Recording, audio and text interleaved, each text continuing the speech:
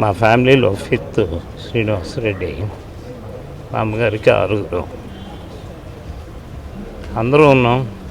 5వ వాడు మా నుండి దూరం అయ్యాడు.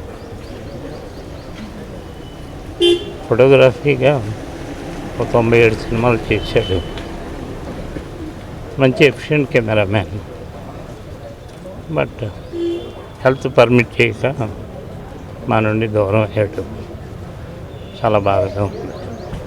ప్రముఖ కెమెరామెన్, నిర్మాత, దర్శకుడు, అన్నిటికీ మంచి మిత్రుడు అయిన శ్రీనివాసరెడ్డి గారి అకాల మరణం చాలా దిగ్భ్రాంతిని లోను చేసింది.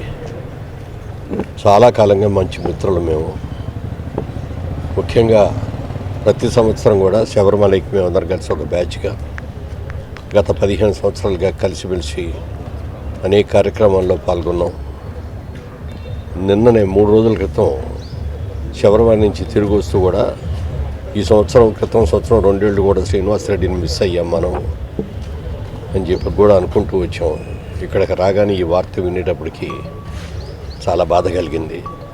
ఒక మంచి టెక్నీషియన్గా ఎంతో పేరు ప్రఖ్యాతులు సంపాదించుకొని సినిమాలు నిర్మించాలి, సినిమాలు బాగా తీయాలి, మంచి నిర్మాతను అనిపించుకోవాలని ఎంతో తాపత్రయపడ్డాడు. మరి ప్రతిరోజు కూడా దేవుడు, భక్తి, తెల్లవారుజామున లేవటం, స్నానాలు చేయటం, పూజలు చేయటం, ఇంత బాగా చేసిన ఈ వ్యక్తి ఈ అకాల మరణం చెందడం మాత్రం చాలా మమ్మల్ని అందరూ కూడా కలిచివేసింది. ఆయన ఆత్మకు శాంతి కలగాలని ముఖ్యంగా వాళ్ళ కుటుంబ సభ్యులకి అందరికీ కూడా నా సానుభూతి తెలియజేస్తున్నాను. రెడ్డి గారు వచ్చి నా మొదటి సినిమాకి కెమెరా ఉంది. Very close. I think primarily మన వాజ్ గోయింగ్, నేను చాలా మొదటి సినిమా తర్వాత ఒక 5-6 years చాలా కష్టపడ్డాను.